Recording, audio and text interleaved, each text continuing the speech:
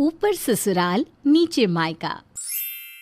ज्योति की शादी अनुज के साथ हुई थी और ज्योति अनुज के साथ अपने ससुराल में रहा करती थी। ज्योति के ससुराल में उसकी सास पुष्पा और ससुर कमलेश के अलावा उसकी ननद सौम्या भी थी। सौम्या की अभी तक शादी नहीं हुई थी।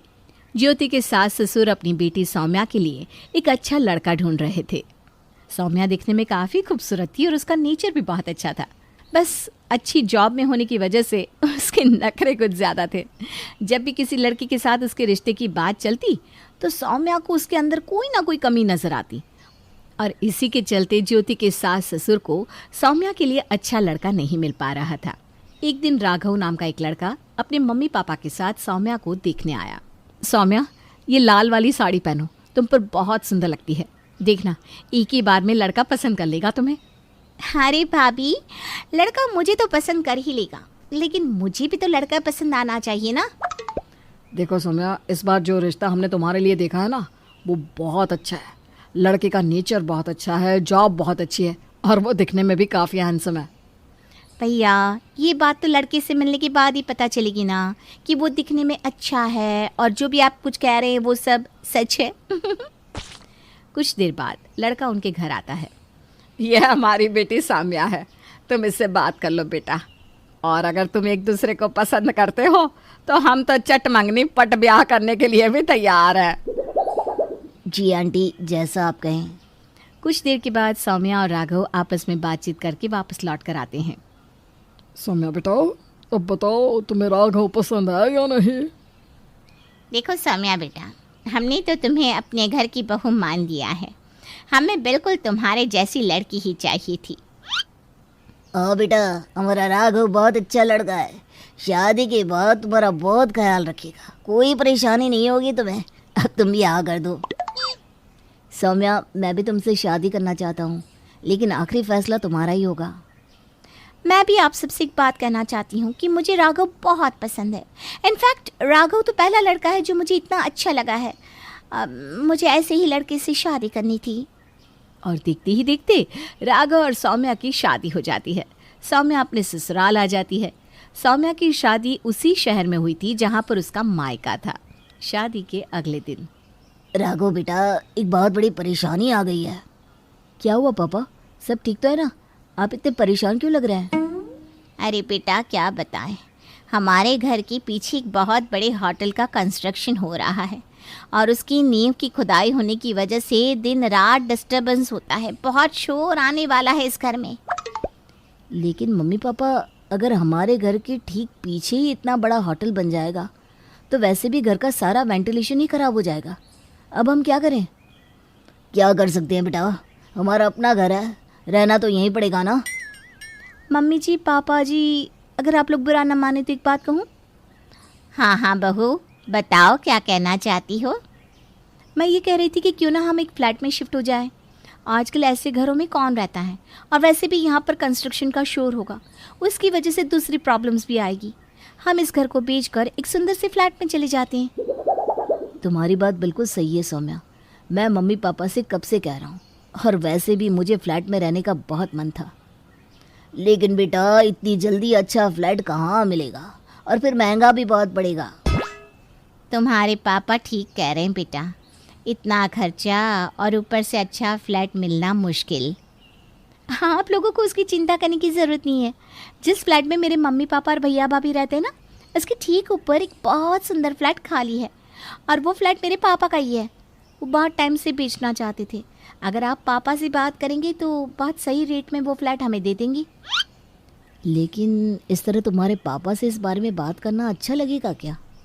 अरे वो पापा है मेरे, हमारी फैमिली है, वो इस चीज़ के लिए कभी मना नहीं करेंगे।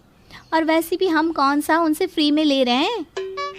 ठीक है बेटा, आज तुम सौम्या को पग फेरे के लिए लेकर जा ही रहे हो तो अपने ससुर जी से इस बारे में बात कर लेना। कुछ देर के बाद दोनों सौम्या के घर पहुंचते हैं। पापा, राघव को आपसे कुछ ज़रूरी बात करनी थी। पापा जी, वो बात यह है कि मुझे एक फ़्लैट चाहिए था। सौम्या ने बताया कि ऊपर वाला फ्लैट आपका ही है और आप उसे बेचना चाहते हैं। अरे हाँ राघव, बिल्कुल सही कह रहे हो। दरअसल वो फ्लैट पापा ने मुझे दिलवाया था, लेकिन मुझे और ज्योति को अलग रहना पसंद नहीं है। हम तो मम्मी पापा के साथ इसी फ्लैट में रहने वाले हैं। अगर ऐसा है अनुज, तो क्या तुम वो फ्लैट मुझे बेच सकते हो? क्योंकि हम लोग किसी फ्लैट में शिफ्ट होने के बारे में सोच रहे थे। अरे बेटा, कैसी बात कर रहे हो? दामाद हो तुम हमारे। एक काम करो, कल ही अपने मम्मी पापा को लेकर ऊपर वाले फ्लैट में शिफ्ट हो जाओ। नहीं पापा जी, पहले आप ये बताइए कि वो फ्लैट मुझे कितने में बेचेंगे, क्योंकि मैं इस तरह बिना पैसों के उस फ्लैट में आकर नहीं रह सकता। देखो राघव, सौम्या मेरी इकलौती बहन है और पापा की इकलौती बेटी। हमने वैसे भी वो फ्लैट उसके लिए ही लेकर रखा था, उसकी शादी का तोहफा समझकर। सोचा था जब ज़रूरत होगी तब उसे शिफ्ट कर देंगे। अनुज ठीक कह रहे हैं। मैं हमेशा से ये चाहती थी कि ये फ्लैट सौम्या दीदी को मिल जाए, लेकिन फिर लगा कि उनका अपना ससुराल है तो ये उनके काम नहीं आएगा, इसीलिए हम लोग एक सही मौके का इंतज़ार कर रहे थे। लेकिन मैं इस तरह से ये फ्लैट नहीं ले सकता।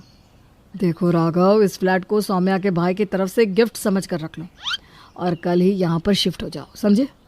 अब इससे ज़्यादा कुछ भी कहने और सुनने की ज़रूरत नहीं है। राघव और सौम्या खुशी खुशी अपने घर लौट आते हैं और ये बात राघव अपने मम्मी पापा को बता देता है। लेकिन अगले ही पल राघव को महसूस होता है कि उसकी माँ के चेहरे के एक्सप्रेशंस कुछ बदले हुए नज़र आ रहे थे। क्या हुआ मम्मी? अब तो सारी प्रॉब्लम सॉल्व हो गई है, अब आप क्यों परेशान हैं? बेटा, घर का इंतज़ाम तो हो गया, लेकिन मुझे इस बात की चिंता है कि अगर हम वहाँ पर रहने लगे तो सौम्या बहू अपने ससुराल में रहेगी या मायके में? अरे मम्मी जी, मैं तो आप लोगों के साथ ही रहूँगी ना। ऊपर ससुराल रहेगा और नीचे मायका। इसी बात का तो डर है बहू, ये ऊपर नीचे के चक्कर में ज़िंदगी ऊपर नीचे ना हो जाए।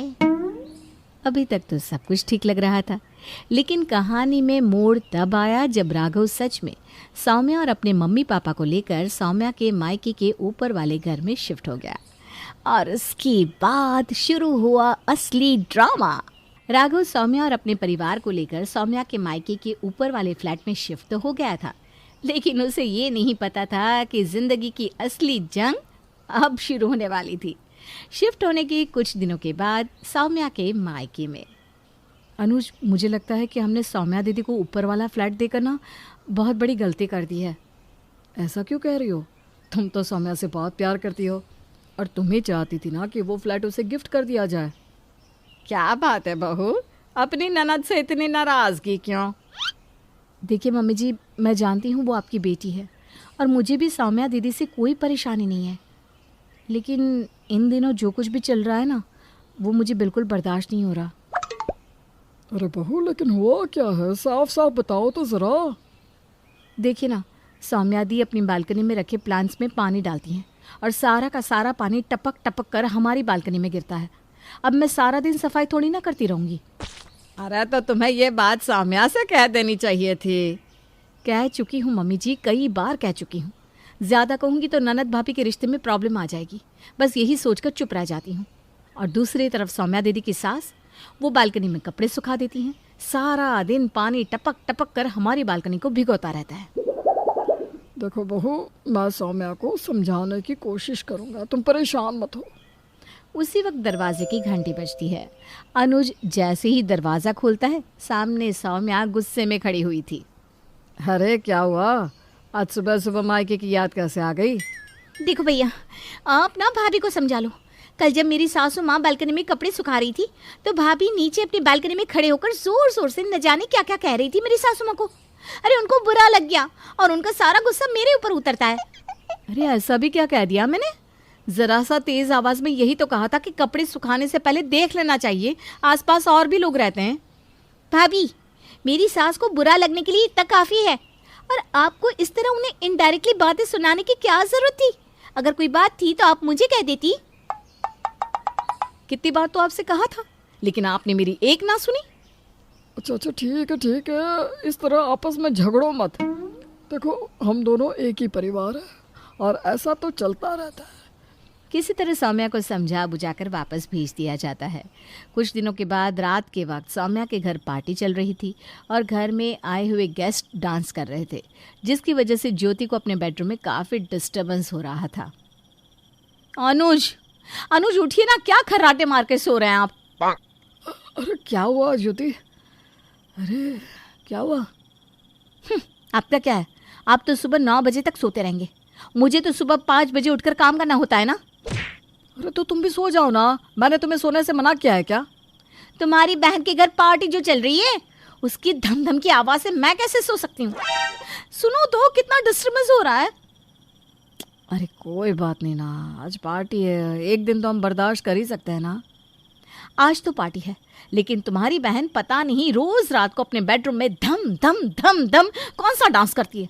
ना खुद चैन से सोती है ना सोने देती है। मेरा तो जीना मुश्किल कर दिया। लगता है ये ऊपर ससुराल नीचे मायका वाकई में जिंदगी को ऊपर नीचे करके रख देगा। चलो सो जाओ अभी, तो सो जाओ। दोनों ही परिवार रोज रोज की चिक चिक से परेशान होने लगे थे, लेकिन अब कर भी क्या सकते थे। कुछ दिनों के बाद सौम्या फिर से अपने मायके आती है। देखो मम्मी, अब ना भाभी को समझा दो।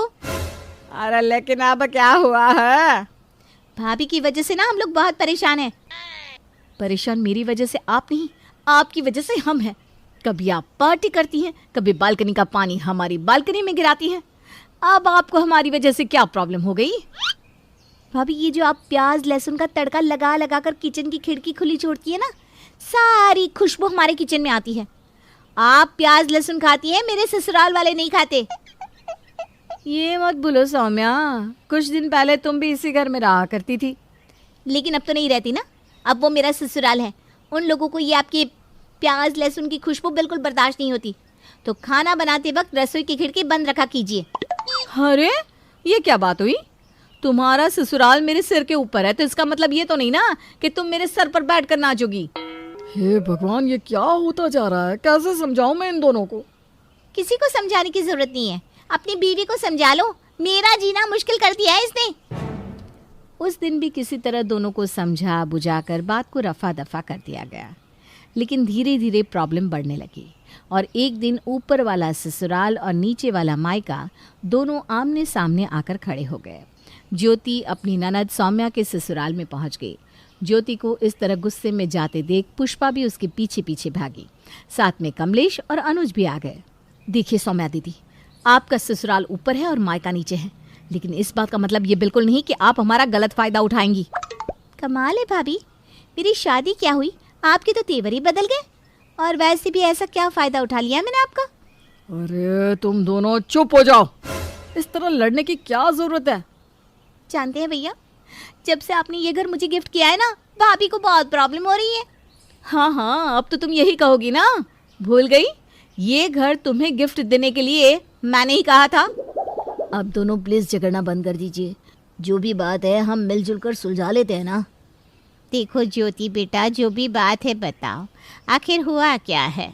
आंटी जी, आप कीर्तन में चली जाती हैं, अंकल जी सारा दिन घर में रहते नहीं, राघव और सौम्या ऑफिस चले जाते हैं। अरे बहू, तो इसमें झगड़ा करने की क्या बात है? अरे पापा जी, सौम्या दी दिन भर ऑनलाइन शॉपिंग करती रहती हैं और उनकी सारे पार्सल हमारे घर पर डिलीवर होते हैं, क्योंकि इन्होंने उन लोगों को बोल रखा है कि अगर पार्सल उनके घर पर कोई ना मिले तो हमारे घर दे दिया करे। अरे तो क्या हो गया, मायका है मेरा, आप लोग इतना भी नहीं कर सकती? दिन भर घंटी बजती रहती है। कितनी ऑनलाइन शॉपिंग करती हैं आप?